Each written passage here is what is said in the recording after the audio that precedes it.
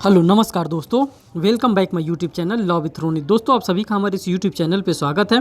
दोस्तों आज एक नए अपडेट के साथ आपके सामने आ रहे हैं जो कि यूपी पीसीएस जे माइनर एक्ट से रिलेटेड दोस्तों ये वीडियो मैं आप के लिए लेके आ रहा हूं जो कि मेन एग्जामिनेशन के रिलेटेड ये होगा। उसी के लिए हम बात करेंगे कि मेन एग्जामिनेशन में जो आपका माइनर एक्ट से क्वेश्चन बनने वाला है उस आप माइनर एक्ट के क्वेश्चन को किस तरह से फ्रेम करेंगे। दोस्तों आपके लिए ये आज मैं लेकर के आया हूँ जिसमें आज मैं बात करने वाला हूँ पीसीपीएनडीटी एक्ट। पीसीपीएनडीटी एक्ट का मतलब होता है the pre conception and prenatal diagnostic act prohibition of sex selection act 1994।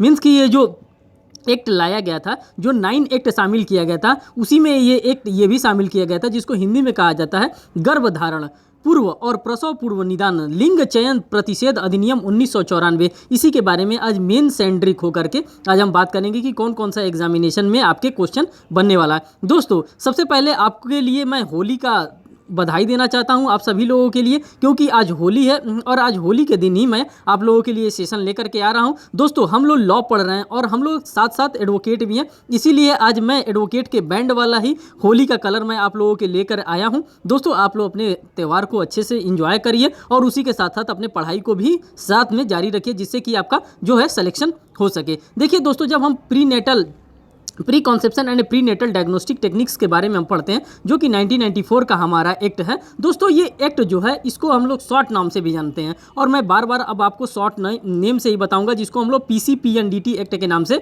जानते हैं। दोस्तों ये जो एक्ट बना था, इसका जो एक्ट नंबर था ये एक्ट नंबर 57 था अब 1994 का। दोस्तों ये तो हमारा प्रीलिमिनरी एग्जामिनेशन का क्वेश्चन हो जाता है कि एक्ट नंबर इसका क्या है, लेकिन जब हम कभी भी अपने आंसर को फ्रेम करेंगे अगर आवश्यकता पड़ती है तो हम जब पूरे एक्ट का नाम लिखेंगे, जैसे जब एक्ट का नाम लिखते हैं the pre conception and prenatal diagnostic technique prohibition of sex selection act 1994 और उसके सामने हमको ब्रैकेट में ऐसे ब्रैकेट बना करके एक्ट नंबर 57 ऑफ 1994 हमको लिखना पड़ता है। कभी कभी हमको इस तरह से लिखने की आवश्यकता पड़ती है, इसीलिए मैं ये सारी चीज़ों आपको बताने का यहाँ पे काम कर रहा हूं। दोस्तों ये जो प्री एक्ट जो पीसीपीएनडीटी आज हम पढ़ने वाले हैं ये किसके लिए है, ये अधिनियम किसके ऊपर लागू होता है, कौन इस प्रकार का चयन करा सकता है, किसके द्वारा चयन कराया जा सकता है। तो दोस्तों ये जो एक्ट बना है ये सेक्स के सिलेक्शन के लिए बना है कि मीन्स का अगर मेल के द्वारा या फीमेल के द्वारा किसी भी व्यक्ति के द्वारा किसी भी जो जन्म लेने वाला बच्चा है अगर उसका सेक्स का सिलेक्शन करवाया जाएगा, मीन्स कि उसके लिंग का अगर चयन करवाया जाएगा तो ये उसको क्या करता है, ये प्रोहिबिट्स करता है, उसको ये मना करता है। जब दोस्तों आप लोग अपना बेयर एक्ट खोल करके अपने लॉ को पढ़ेंगे तो ऊपर ही सभी बातों को लिखा है कि प्रोहिबिशन ऑफ सेक्स सिलेक्शन। इसमें क्या किया जाता है, पहले तो प्रोहिबिशन किया जाता है, मीन्स कि जो सेक्स का आप सिलेक्शन करवा रहे हैं, जो बच्चा गर्भ में है, जो माता के गर्भ में है, उस बच्चे के आप सेक्स का सिलेक्शन नहीं करवा सकते हैं, मीन्स कि उसके गर्भ का परीक्षण आप नहीं करवा सकते हैं। हाँ एक बात बताया गया है, गुड फेथ में आप किसी चीज़ का सिलेक्शन करवा सकते हैं, लेकिन आप बात को ध्यान रखिएगा कि उसके सेक्स का सिलेक्शन नहीं आप करवा सकते हैं। आप जो माता के गर्भ में जो बच्चा पल रहा है उसके लिए आप जाएंगे, जांच करवाएंगे, मीन्स कि उसमें किसी भी प्रकार का अगर उसके अंदर विकृति है, उसको अगर किसी भी प्रकार का बीमारी है तो ये सारी चीज़ें गुड फेथ में आप जांच करा सकते हैं, लेकिन सेक्स का सिलेक्शन नहीं करवा सकते हैं। उसी से रिलेटेड ये जो मैं आज लेकर के आया हूँ टॉपिक उसी से रिलेटेड है। और दोस्तों ये इसमें बहुत ही ज़्यादा सेक्शन नहीं दिया है, टोटल सेक्शन जो है पीसीपीएनडीटी एक्ट में 34 सेक्शन दिया गया है और जो इसका इन्फोर्समेंट डेट है वो 1 जनवरी 1996 को ये लागू हुआ था। और जो भी दोस्तों इसमें काम किया जा रहा है, कोई भी काम किया जा रहा है पीसीपीएनडीटी एक्ट के अकॉर्डिंग तो वो अप्रोप्रिएट गवर्नमेंट के अंडर गाइडेंस में ही सारा काम किया जा रहा है। दोस्तों देखिए इस प्रकार से मैंने यहाँ पे क्वेश्चन लिया है जो कि क्वेश्चन आपके लिए इंपॉर्टेंट हो जाएगा। दोस्तों ये सारी चीज़ों को मैंने इसलिए आपके सामने पहले फ्रेम किया है जिससे कि आपको इसके बारे में थोड़ी सी जानकारी हो जाए। जब आप क्वेश्चन देखेंगे और क्वेश्चन के साथ साथ जब आप अपने आंसर फ्रेम करने जाएंगे तो ये सारी बातें आपको पता रहेगी, तो आप आसानी से अपने आंसर को मार्क कर सकते हैं और वहाँ पे अपने आंसर में मेन एग्जामिनेशन में जो आप आंसर लिखेंगे उसको अच्छे से अच्छा आप फ्रेम कर सकते हैं। जो मेन इसका जिस्ट है वो प्रोहिबिशन है। किस चीज़ का प्रोहिबिशन है, सेक्स सिलेक्शन का। आप सब कुछ करेंगे, सारी बातें मैं अपने इस आंसर में लिख करके लाया हूँ। जो ये क्वेश्चन मांग रहा है उसी क्वेश्चन के अकॉर्डिंग सारे आंसर को मैं लेकर के आया हूँ आपके सामने, लेकिन आप सेक्स का सिलेक्शन नहीं करवा सकते हैं। किसी भी दशा में आप सेक्स का सिलेक्शन नहीं करवाएंगे, चाहे वो मेल हो चाहे वो फीमेल हो। ना कोई डॉक्टर करेगा और ना कोई डॉक्टर इस प्रकार का कोई सलाह देगा कि मैं इस तरह से इसमें डील करता हूँ, मैं सेक्स का सिलेक्शन कर सकता हूँ। इस प्रकार से नहीं किया जा सकता। था। इसी तकनीक को मना करने के लिए ये कानून लाया गया था। कब लाया गया था साथियों? तो ये 1994 में कानून लाया गया था और इस कानून का नाम दिया गया था PCPNDT एक्ट। अब देखिए इसमें क्वेश्चन क्या पूछ रहा है। जो क्वेश्चन है देखिए, गर्भधारण पूर्व और प्रसव पूर्व निदान तकनीकी लिंग चयन प्रतिषेध अधिनियम 1994 के मुख्य प्रावधानों को बताइए। अब देखिए क्वेश्चन को मैंने इंग्लिश में क्या लिखा है। Explain the salient feature of pre conception and pre diagnostic technique prohibition of sex selection 1994 के बारे में। मीन्स कि आप किस चीज़ के बारे में बात कर रहे हैं? यहाँ पे प्रोहिबिशन ऑफ सेक्स सिलेक्शंस के बारे में बात कर रहे हैं। अब आप जब अपने क्वेश्चन को आपने देख लिया, जब आप क्वेश्चन को देखते हैं तो कुछ ना कुछ दिमागी बातें में चलने लगती हैं कि नहीं, कि हाँ ये क्वेश्चन कहाँ से आ रहा है, किस एक्ट से आ रहा है। अच्छा तो इस एक्ट से आ रहा है तो इस एक्ट का क्या नंबर है, अच्छा तो ये एक्ट नंबर है, तो ये किस लॉ में फॉल करेगा, हम कौन कौन सी बातें लिखेंगे। तो वो सारी बातें आपके दिमाग में घूमनी चाहिए जब ये क्वेश्चन इस प्रकार का अगर कोई आपके सामने क्वेश्चन आता है। तो आपने क्वेश्चन को देख लिया, क्वेश्चन पे आप 2 मिनट का समय दीजिए और सोचिए कि हाँ ये इसमें कौन कौन सी हम बातें लिखें जो कि हमारा प्रोहिबिशन करता है सेक्स के सिलेक्शन में। तो भाई सेक्स के सिलेक्शन में कौन कौन जिम्मेदार होंगे? पहले तो जिसके गर्भ में बच्चा पल रहा है वो माता जिम्मेदार होगी। फिर उसके साथ साथ जो उसका हस्बैंड होगा, जो उसको हॉस्पिटल में सेक्स सिलेक्शन के लिए लेके जाएगा, वो जिम्मेदार होगा। साथ में कौन जिम्मेदार होगा? साथ में वो डॉक्टर साहब जिम्मेदार होंगे जिनके द्वारा उसके सेक्स का सिलेक्शन किया जाएगा। तो इन सभी चीज़ों के बारे में आप सोचिए। जब आप सोचेंगे तो आपका आंसर अच्छे से फ्रेम होगा। अब देखिए मैंने सोच करके ही आंसर को किस तरह से फ्रेम किया है। देखिए पहले इसके बारे में मैं बता रहा हूं कि क्या है। विगत कुछ वर्षों में लिंग परीक्षण एक कन्या भ्रूण हत्या का प्रचलन बढ़ गया। आप सभी लोगों को पता है कि सरकार के द्वारा भी बेटी बचाओ बेटी पढ़ाओ का भी अभियान चलाया जा रहा है। उसी को ध्यान में रखते हुए, किस चीज़ को ध्यान में रखते हुए, द PCPNDT जो एक्ट आया है, जो कि लोगों के द्वारा क्या किया जाता था, सेक्स का सिलेक्शन करवा लिया जाता था। और अगर लड़की होती है तो उसी फीटस में, मीन्स कि उसको उसी गर्भ में ही क्या किया जाता था, मार दिया जाता था। तो इस प्रकार की समस्याएं न उत्पन्न हो, मीन्स की जो सेक्स रेशियो है हमारे देश का, वो सेक्स रेशियो ना बिगड़े, इसीलिए ये कानून लाने की सरकार की जरूरत पड़े। ये सारी बातों को आप इसमें लिख सकते हैं, जिससे दिनों दिन हमारे देश की स्त्री पुरुष अनुपात घट रहा है। मीन्स की जो सेक्स रेशियो की हम बात कर रहे हैं वो सेक्स रेशियो धीरे धीरे घट रहा है। समाज के उचित संचालन हेतु स्त्री पुरुष का समान रहना आवश्यक है। भाई अगर लड़के बहुत ज़्यादा हो जाएंगे और लड़कियां बहुत कम हो जाएंगी तो समाज हमारा चलेगा कैसे? समाज किस पे डिपेंड करता है? मेल पे और फीमेल पे। पता चले कि मेल बहुत ज़्यादा हो जाएंगे, 1000 मेल हो जाएं और 400 लड़कियां हैं, तो फिर कैसे आपका समाज चलेगा? मीन्स कि अगर 600 जो लड़के जो कुंवारे रह जाएंगे, उनका जो वंश परंपरा है कैसे आगे बढ़ेगा? तो उसी चीज़ों को समाप्त करने के लिए ये PCPNDT एक्ट 1994 का पार्लियामेंट के द्वारा पास करना पड़ा। अब देखिए इन्हीं सब आवश्यकताओं को देखते हुए विधायिका ने गर्भधारण से पूर्व या उसके पश्चात लिंग चयन के प्रतिषेध और अनुवांशिक अप्रसन्नताओं या मोटा बोली विकारों या गुणसूत्री अप्रसन्नताओं या कतिपय जन्मजात विकृतियां या लिंग सहन, मीन्स कि उसका आप लिंग का परीक्षण करवा सकते हैं, उसका आप जांच करवा सकते हैं। कैसे करवा सकते हैं? गुड फेथ में करवा सकते हैं, बैड फेथ में नहीं। गुड फेथ में आप जांच करवा सकते हैं कि क्या उसके अंदर किसी भी प्रकार का कोई विकृति तो उत्पन्न नहीं हो रहा है। जो बच्चा जन्म लेने वाला है, क्या उसके अंदर किसी भी प्रकार का अनुवांशिक बीमारी तो नहीं है, किसी भी प्रकार का असामान्यता तो नहीं है? क्या उसकी जो बोली बोलेगा वो क्या उसकी बोली हकला करके गूंगा, चाहे इस प्रकार तो पैदा नहीं होने वाला है। इस सभी चीजों का आप जांच करा सकते हैं, लेकिन लिंग का आप परीक्षण यहां पे नहीं करवा सकते हैं। या कतिपय जन्मजात विकृति या लिंग संगलन विकारों का पता लगाने के लिए प्रयोजनों के लिए प्रसव पूर्व निदान तकनीकी के विनियमन तथा लिंग अवधारणा के लिए ऐसी तकनीकी के जिसके कारण स्त्री लिंग भ्रूणवध हो दुरुपयोग के निवारण तथा उसमें संबंध या उसके अनुषांगिक विषयों का उपबंध करने के लिए गर्भ धारण पूर्व और प्रसव पूर्व निदान तकनीकी लिंग चयन प्रतिषेध अधिनियम 1994 को क्या किया गया? पारित किया गया। साथियों देखिए यहाँ पे मैंने क्या क्या बातें लिखी हैं। ये सारी बातों को अगर आप अपने आंसर में फ्रेम करते हैं, अगर ये सारी बातें आप लिखते हैं तो आपको एक अच्छा नंबर मिल जाएगा। आप उसमें क्या देखेंगे? इस समय जो LGBT कम्युनिटी के जो लोग पैदा हो रहे हैं, इस टाइप का अगर कोई उसके माता पिता में से अगर कोई भी उसके परिवार में हो जा रहा है तो आप इस चीज़ के लिए उसका चयन करवा सकते हैं। मीन्स कि उस चीज़ का आप सिलेक्शन करवा सकते हैं। गुड फेथ में आप करवा सकते हैं, बैड फेथ में नहीं। जो आपका इंटेंशन होना चाहिए, जो नॉलेज होना चाहिए, जो इंटेंशन आपका होना चाहिए, वो गुड फेथ होना चाहिए। अगर गुड फेथ है आपका, अगर आपका नॉलेज अच्छा है, तब आप उसका चयन करवा सकते हैं। जो LGBTQ है, LGBT क्यू जो कम्युनिटी में जो बच्चे अब इस समय पैदा हो जा रहे हैं, तो उसके लिए आप क्या कर सकते हैं, उनके लिंग का चयन करवा सकते हैं और चेक कर सकते हैं कि क्या वो सही है ना, या तो मेल ही पैदा होने वाला है या तो फीमेल ही पैदा होने वाला है। लेकिन इस कम्युनिटी में अगर होता है तो आप इसका क्या कर सकते हैं, आप जांच करवा सकते हैं। ठीक, तो यही सारी बातों को मैंने यहाँ पे लिखा है और इसीलिए मैंने ये भी बातें लिखा है कि आप उसका लिंग चयन नहीं करवा सकते हैं। और उसी लिंग चयन को समाप्त करने के लिए क्या लाया गया था, पीसीपीएनडीटी एक्ट 1994 का दोस्तों लाया गया था। अब देखिए इस अधिनियम के बारे में क्या बताया गया है। इस अधिनियम में देखिए एक मिनट,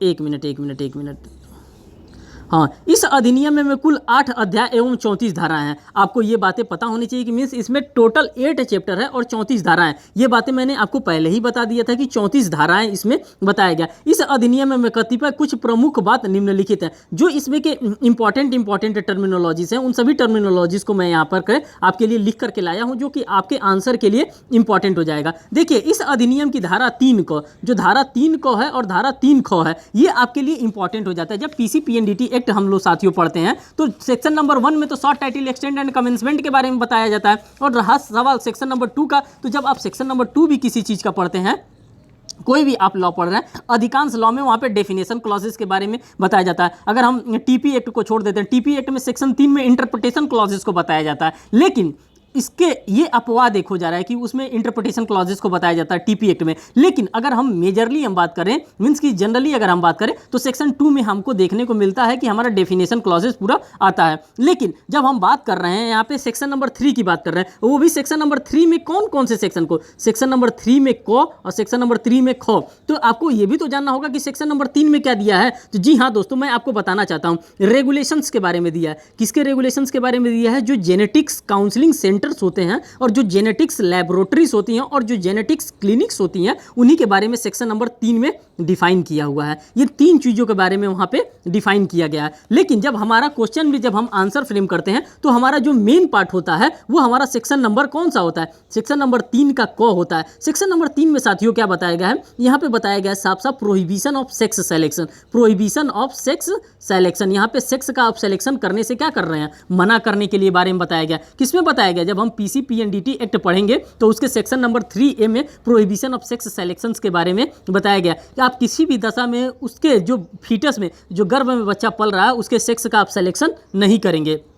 और दूसरी बात जो 3 ख में बताया गया है साथियों, यहाँ पे बताया गया है prohibition of sale of ultrasound machine etcetera to the person laboratories clinic etcetera not registered under the act. देखिए अगर आप वो बेचते हैं, अल्ट्रासाउंड का मशीन बेच रहे हैं, कौन बेच रहा है, जैसे कि कोई कंपनी होती है जो अल्ट्रासाउंड की मशीन बना रही है, अगर वो अपना अल्ट्रासाउंड का मशीन बेच रही है तो वो सबको धड़ल्ले से नहीं बेच सकती है। वो क्रीम पाउडर और बिस्कुट नमकीन नहीं है अल्ट्रासाउंड का मशीन। अल्ट्रासाउंड का मशीन उसी व्यक्ति को बेचा जा सकता है जिसके पास अपनी लैबोरेटरीज हो या अपना क्लिनिक हो, और वो नॉट रजिस्टर, अगर किसी भी प्रकार से वो रजिस्टर्ड नहीं है तो उसको नहीं बेचा जाएगा। उसी को ये अल्ट्रासाउंड का मशीन बेचा जाएगा जिसके पास क्लिनिक है। और क्लिनिक कैसा होना चाहिए, जो रजिस्टर्ड क्लिनिक है उसी को अल्ट्रासाउंड मशीन बेचा जाएगा। ये बात 3 ख के अंतर्गत बता दिया। तो दोनों सेक्शन को मैं उम्मीद करता हूं आप दोनों लोगों को ये समझ में आ गया होगा कि 3 क क्या कह रहा है और 3 ख क्या कह रहा है। अब जब आप इसको देखेंगे तो अब आपको अच्छे से और समझ में आएगा।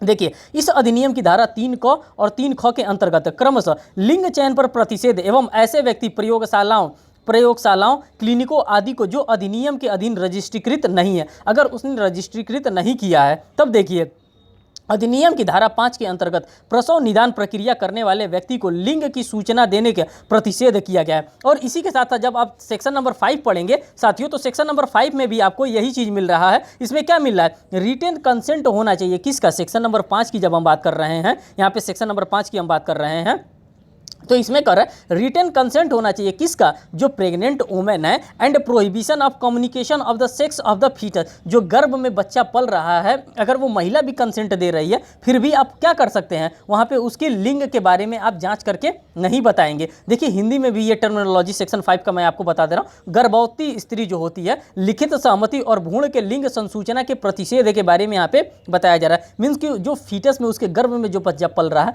आप उसके बारे में नहीं बताएंगे कि वो कौन सा बच्चा है, वो बेटा है कि बेटी है, लड़का है कि लड़की है, इसके बारे में आप किसी को भी जानकारी नहीं देंगे। ये किसके लिए प्रोहिबिशन कर रहा है, ये डॉक्टर साहब लोगों के लिए प्रोहिबिशन कर रहा है। डॉक्टर साहब आप जांच करके इस प्रकार से आप नहीं बताएंगे किसी भी मदर फादर को। ठीक, अब आगे देखिए क्या दे रहा है, अधिनियम की धारा 6, जो अधिनियम की धारा 6 है। देखिए साथियों, इसी प्रकार से आंसर के तहत से आप पूरे क्वेश्चन को यहाँ पे सॉल्व कर ले जाएंगे और आप आसानी से अपने आंसर को फ्रेम कर जाएंगे और यहाँ से आपका जो नंबर होगा दोस्तों, यहाँ से भर भर के आपको नंबर मिलने वाला है। देखिए इसमें सेक्शन नंबर 6 में मैं क्या बता रहा हूँ, अधिनियम की धारा 6 में लिंग अवधारणाओं को प्रतिषेध करती है। मीन्स की determination of sex prohibition, means की आप डिटरमाइन नहीं कर सकते हैं। आप यहाँ पे रोक लगाया गया है, किस चीज़ के लिए रोक लगाया गया है कि लिंग के अवधारण का प्रतिषेध आप नहीं कर सकते हैं। इसी चीज़ के बारे में सेक्शन नंबर 6 में यहाँ पे रोक लगाया गया। अब हम बात करते हैं साथियों, यहाँ पे देखिए ये सारी चीज़ें तो आपको समझ में आ गई ना कि हाँ सेक्शन नंबर 3 क में क्या कर रहा है, सेक्शन नंबर 3 ख में क्या कर रहा है। साथियों ये सारी चीज़ें आपको लर्न करके रखनी पड़ेगी, अपने दिमाग में कहीं ना कहीं बैठा करके रखनी पड़ेगी, जो कि आपके लिए इंपॉर्टेंट है। अब दोस्तों जो यहाँ पे इंपॉर्टेंट सेक्शन आ रहा है धारा 22, धारा 22 में गर्भधारण एवं पुरुष एवं पूर्व एवं प्रसव पूर्व लिंग अवधारण संबंधी विज्ञापनों एवं प्रतिषेध करता है। मीन्स कि अगर किसी भी प्रकार का आप वो कर रहे हैं, एडवर्टाइजमेंट कर रहे हैं। देखिए सेक्शन नंबर 22 में इंग्लिश में क्या कह रहा है, यहाँ पे इंग्लिश में कह रहा है prohibition of advertisement relating to the preconception and prenatal diagnostic of sex and punishment for contraventions। अगर किसी भी गर्भधारण और पूर्व एवं प्रसव पूर्व लिंग अवधारण संबंधी विज्ञापन का प्रतिषेध और उसके उल्लंघन के लिए दंड है। अगर मान लीजिए कि अगर आप सरकार के द्वारा कहीं पे भी मना कर दिया गया है कि नहीं यहाँ पे लिंग चयन नहीं होता है, लेकिन अगर डॉक्टर साहब क्या करते हैं, पैसा कमाने के लिए वो क्या कहते हैं कि हाँ मैं लिंग का चयन कर सकता हूँ, मैं लिंग के परीक्षण करके मैं बता सकता हूँ कि जो गर्भ में बच्चा पल रहा है क्या वो लड़का है कि लड़की है, मीन्स कि बालक है कि बालिका है, मीन्स कि मैं बता सकता हूँ। अगर इस प्रकार से आप पकड़े जाते हैं धारा 22 के अंतर्गत, अगर इसका उल्लंघन करते हैं तो आपको पनिशमेंट दिया जाएगा। अब पनिशमेंट क्या दिया जाएगा, धारा 22 गर्भधारण पूर्व और प्रसव पूर्व लिंग अवधारण संबंधी विज्ञापनों का प्रतिषेध करता है। धारा 22 में प्रतिषेध किया गया, मना कर दिया गया कि आपको किसी भी प्रकार का एडवर्टाइजमेंट नहीं करना है। जब कभी भी आप साथियों हॉस्पिटल में जाते हैं तो वहाँ पे लिख दिया जाता है, बोर्ड पे लिख दिया जाता है और डॉक्टरों को ये बताया भी जाता है कि आपको इस टाइप का किसी भी प्रकार का एडवर्टाइजमेंट नहीं करना है। वहाँ पे लिखा जाता है कि जो गर्भ का जांच कराएगा उसके लिए इतने पनिशमेंट के बारे में आपको सजा दिया जाएगा, इतना पनिशमेंट आपको इंपोज किया जाएगा। आप कभी कभार हॉस्पिटल में, बड़े हॉस्पिटल में जाएंगे तो ये देखने को आपको मिलेगा और उसका उल्लंघन दंडनीय है। अगर इस प्रकार का प्रतिषेध किया गया, अगर आप उसका उल्लंघन कर रहे हैं तो उसका उल्लंघन जो है दंडनीय है। दंड 3 वर्ष तक का कारावास और जुर्माने से जो 10,000 रुपये तक का हो सकेगा। देखिए अगर इस प्रकार का आप डॉक्टर साहब हैं, अगर डॉक्टर साहब आप होते हुए अगर इस प्रकार का किसी भी प्रकार का आप चेक कर रहे हैं, जांच कर रहे हैं, सेक्स का सिलेक्शन कर रहे हैं, किसका जो फीटस में जो गर्भ में बच्चा पैदा हो मीन्स की पल रहा है, तो आपको क्या मिलेगा 3 वर्ष तक का कारावास और जुर्माने से जो कि 10,000 रुपये तक का जुर्माना हो सकता है। अब देखिए दोस्तों जो धारा 23 के अंतर्गत क्या बताया जा रहा है, धारा 23 के अंतर्गत इस अधिनियम के अंतर्गत अन्य प्रतिषेध कार्यों को दंडनीय बनाया गया है। दंड 3 वर्ष तक का तथा कारावास और जो जुर्माना जो 10,000 रुपये तक का हो सकेगा। और किसी पश्चातवर्ती दोष मीन्स की अगर इसी के साथ साथ आप कोई पश्चातवर्ती दोष मीन्स की सब्सिक्वेंट दोष सिद्धि पर कारावास से जिसकी अवधि 5 वर्ष तक की हो सकेगी और जुर्माने से जो कि 50,000 रुपये तक के कारावास से दंडनीय होगा।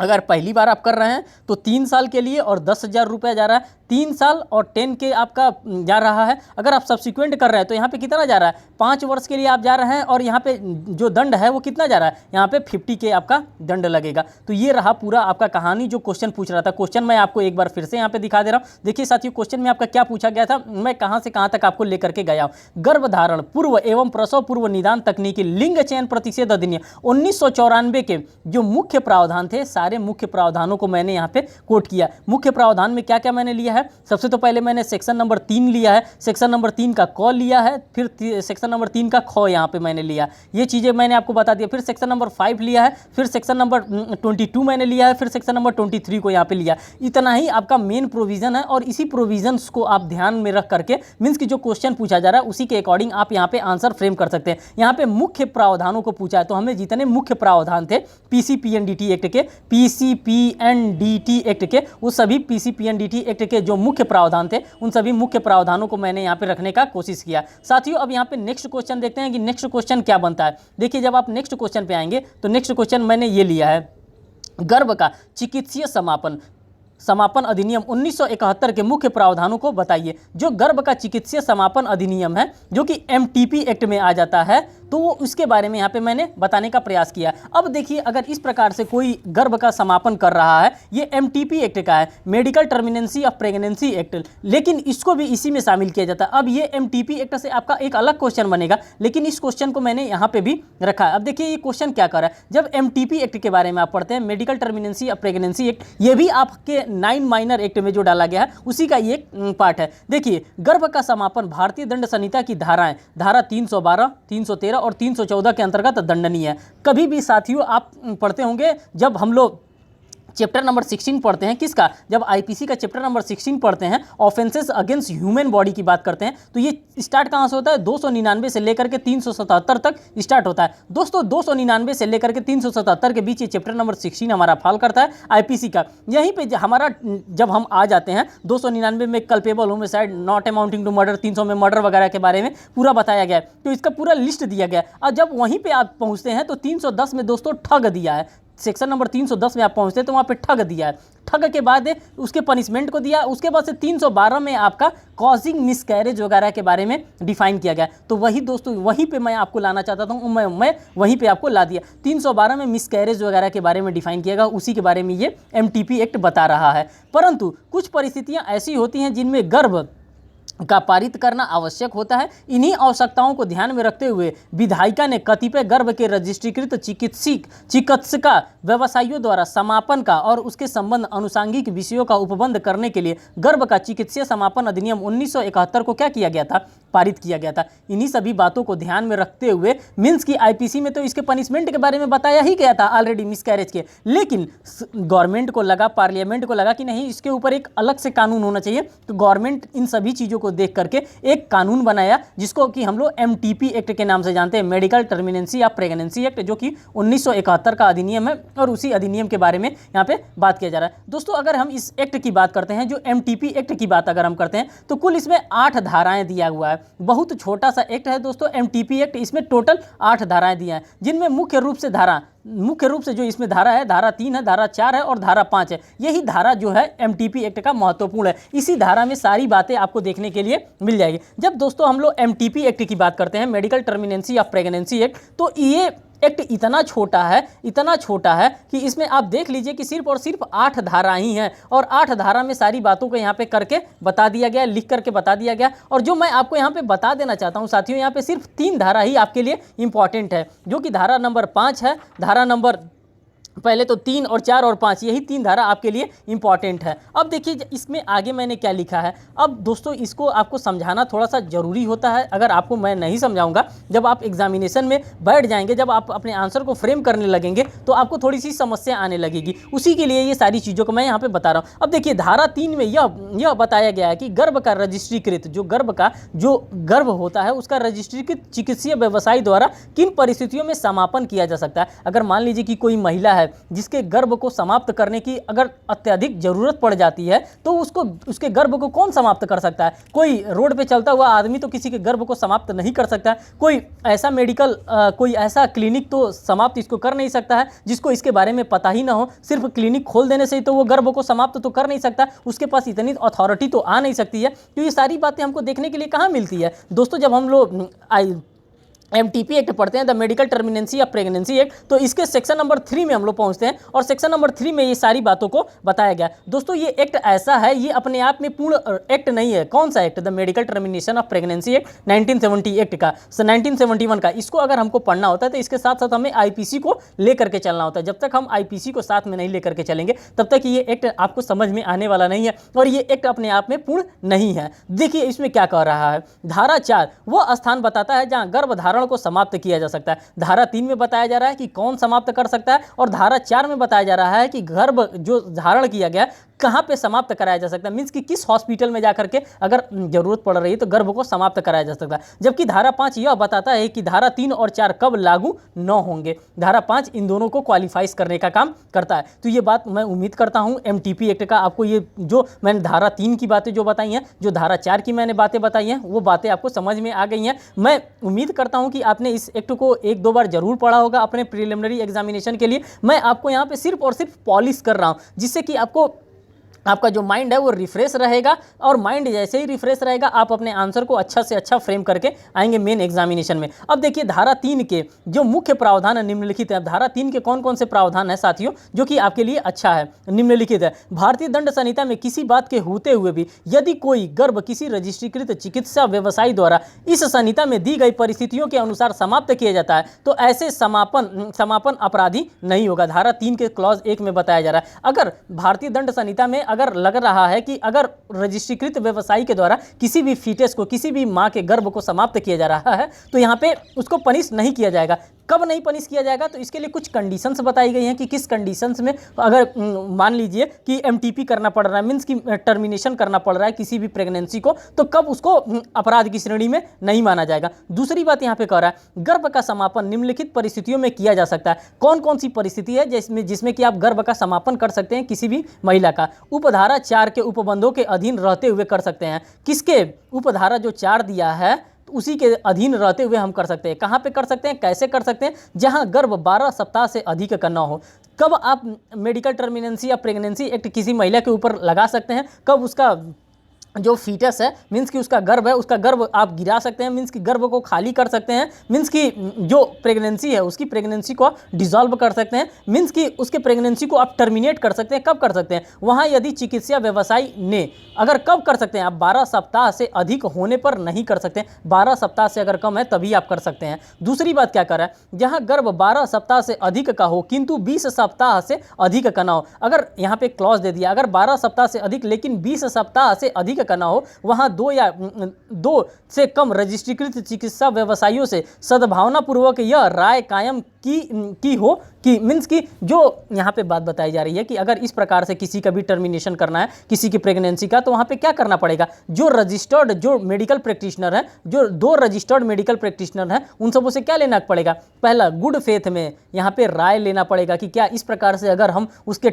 जो प्रेगनेंसी है अगर उसको हम टर्मिनेट करेंगे तो क्या उस महिला के ऊपर किसी भी प्रकार का कोई दिक्कत तो नहीं कॉज करेगा। अगर दोनों जो डॉक्टर हैं, जो दोनों रजिस्टर्ड मेडिकल प्रैक्टिशनर है, अगर वो अपनी राय देते हैं तब किया जाता है, तब इसको किया जा सकता है। फिर यहाँ पे नेक्स्ट देखिए, गर्भ के बने रहने से स्त्री का जीवन जोखिम में पड़ जाएगा अथवा शारीरिक या मानसिक स्वस्थता का गंभीर क्षति को जोखिम होगा। अगर मान लीजिए कि कब उसका टर्मिनेशन किया जा सकता है उसके प्रेगनेंसी का, तब किया जा सकता है जब लगता है कि भाई या तो माँ मर जाएगी या तो बच्चा मर जाएगा। तो उस दरमियान लोगों के द्वारा कहा जाता है कि ठीक है कम से कम माँ को तो बचा लो, माँ रहेगी तो फिर गर्भ धारण कर सकती है, लेकिन माँ जब मर जाएगी तो फिर गर्भ धारण कैसे करेगी? तो अगर उस समय डॉक्टर कभी कभार कहते हैं कि क्या मैं माँ को बचाऊं कि मैं बच्चे को बचाऊं, तो लोगों का यही कंसेंट रहता है कि आप माँ को बचाइए। तो वही चीज़ बता रहा है, अगर जरूरी हो, अगर माँ का जो माँ जन्म देने वाली है किसी बच्चे को, अगर लगता है डॉक्टर साहब को कि नहीं सिर्फ एक ही आदमी बच सकता है या कंडीशन ऐसा हो सकता है कि सिर्फ और सिर्फ माँ ही बच सकती है, तो उस समय आप क्या कर सकते हैं? उस समय उसके गर्भ को समाप्त आप कर सकते हैं। यहाँ पे ये कंडीशन बताया गया है। अब आगे देखिए, उपरोक्त उपबंध के साथ 2 स्पष्टीकरण संलग्न है जो कि गर्भवती स्त्री के मानसिक स्वास्थ्य को गंभीर क्षति से संबंध में उपधारणाएं हैं जो कि निम्नलिखित है। पहला क्या है, यह किसी गर्भ के बारे में गर्भवती स्त्री द्वारा यह अभिकथन किया जाता है कि वह बलात्संग द्वारा हुआ है। मीन्स कि अगर कोई महिला ऐसी है जिसको लगता है कि मेरे साथ क्या हो गया, बलात्संग हो गया, मीन्स कि रेप हो गया, 375 और 376 का ऑफेंस उसके साथ लगता है कि हो गया है और उसके साथ वो क्या हो गई है, वो प्रेग्नेंट हो गई है। उसको कुछ दिन बाद पता चला, 12 सप्ताह के बाद पता चला है या 20 सप्ताह के पहले पता चला है, तब वो इस दरमियान क्या कर सकती है? अपना मेडिकल टर्मिनेशन करवा सकती है। तो ऐसे कारण से होने के मनस्ताप के बारे में यह उपधारणा की जा सकेगी गर्भवती स्त्री की मानसिक स्वास्थ्य को गंभीर क्षति है, और स्पष्टीकरण 1 के तहत इसके जो वो टर्मिनेशन करवाना चाहती है वो टर्मिनेशन करवा सकती है। फिर आगे देखिए, जहाँ किसी वैवाहिक स्त्री या उसके पति द्वारा बच्चों की संख्या सीमित रखने के प्रयोजन से उपयोग में लाई गई किसी प्रयुक्त या व्यवस्था की असफलता के फलस्वरूप कोई गर्भ हो जाए, वहाँ ऐसे अवांछित गर्भ के कारण होने वाले मनस्ताप के बारे में यह उपधारणा की जा सकेगी कि वह गर्भवती स्त्री के मानसिक स्वास्थ्य को गंभीर क्षति है। तो यहाँ पे स्पष्टीकरण 2 में बताया गया है कि यहाँ पे भी आप क्या कर सकते हैं, टर्मिनेशन करवा सकते हैं, मीन्स कि उसके गर्भ का उत्पात करवा सकते हैं, गर्भ को समाप्त करवा सकते हैं। ठीक। अब देखिए वो स्थान जहां पर समापन किया जा सकेगा। अब जो गर्भ का समापन करवाना है, अब चलते फिरते किसी भी क्लिनिक में तो आप करवा नहीं सकते हैं, आप वहीं पे करवाएंगे जहां पे रजिस्टर्ड मेडिकल क्लिनिक है, जहां पे ये बात करवाई जाती है, जहां पे ये काम गवर्नमेंट के द्वारा एप्रोप्रिएट, जो गवर्नमेंट है, गवर्नमेंट के द्वारा सहमति दिया गया है कि अगर इस प्रकार का कोई भी केस आता है तो आप हैंडल करेंगे, आप वहीं पर करवाएंगे। तो देखिए बात बता रहा है धारा 4, इस धारा के अनुसार किसी गर्भ का समापन इस अधिनियम के अनुसार निम्नलिखित में से भिन्न किसी स्थान पर नहीं किया जा सकता है। किसी ऐसे वैसे स्थान पे नहीं किया जा सकता है जहाँ पे मेरा मन किया कहीं पे भी अगर क्लिनिक दिखा मैं वहाँ पे कम पैसे में हो रहा है तो वहाँ पे मैं करवा लूँ, नहीं, ऐसे नहीं करवा सकते। आप वहीं पे करवाएंगे जहाँ पे रजिस्टर्ड मेडिकल क्लिनिक है और एप्रोप्रिएट गवर्नमेंट के द्वारा बताया गया कि हाँ ये रजिस्टर्ड मेडिकल क्लिनिक है। आप वहीं पर इसका क्या कर सकते हैं, MTP एक्ट का लागू करवा सकते हैं, जो कि medical termination of pregnancy act है 1971 का, वहीं पर आप टर्मिनेट करवा सकते हैं, अन्यथा कहीं नहीं। सरकार द्वारा स्थापित या चलाया गया अस्पताल में ही आप NTP करवा सकते हैं। और दूसरा, कोई स्थान जो सरकार या उस सरकार द्वारा गठित जिला स्तरीय समिति या जिला समिति का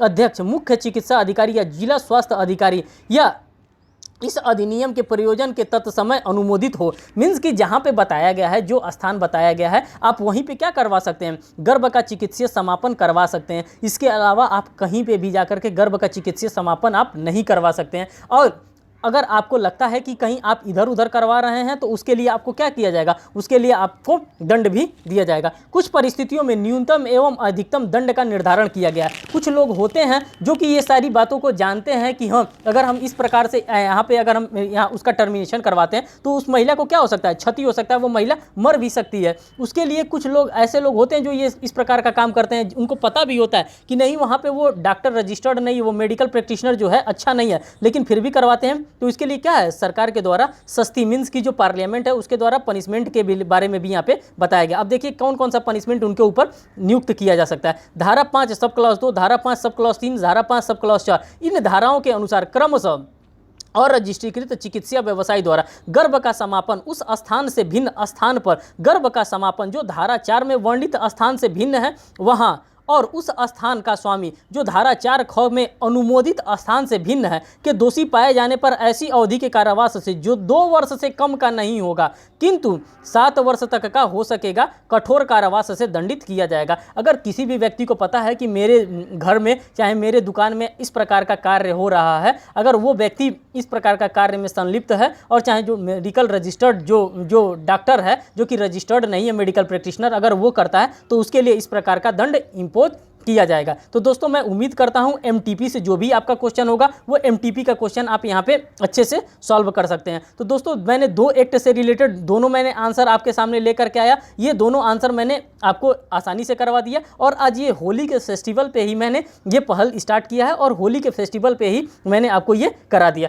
दोस्तों वीडियो वॉच करने के लिए बहुत बहुत धन्यवाद। दोस्तों अगर आपको ये वीडियो अच्छा लगे तो आप हमें कमेंट सेक्शन में जरूर कमेंट करके बताएं कि ये वीडियो आपके लिए किस तरह से हेल्पफुल हो रहा है। आप अगर वीडियो को वॉच करते हैं, अगर बार बार आप इस तरह से आंसर फ्रेम करते हैं, तो अगर आपको अच्छा लगे तो आप हमें कमेंट सेक्शन में कमेंट करके जरूर बता सकते हैं। और दोस्तों अगर आप हमारे चैनल पर नए हैं तो चैनल को जरूर सब्सक्राइब करिएगा, वीडियो को लाइक करिएगा और बेल बटन दबाना तो बिल्कुल ना भूलिएगा, जिससे मैं कोई भी लेटेस्ट अपडेट लेकर के आ रहा हूँ UP PCS जे मेन एग्जामिनेशन के regarding, Bihar judiciary preliminary judiciary के रिगार्डिंग और उत्तराखंड का जो जुडिशियल होने वाला है एग्जामिनेशन, इससे रिलेटेड अगर कोई भी अपडेट मैं लेकर के आ रहा हूँ तो आपको आसानी से मिल सके। थैंक यू दोस्तों।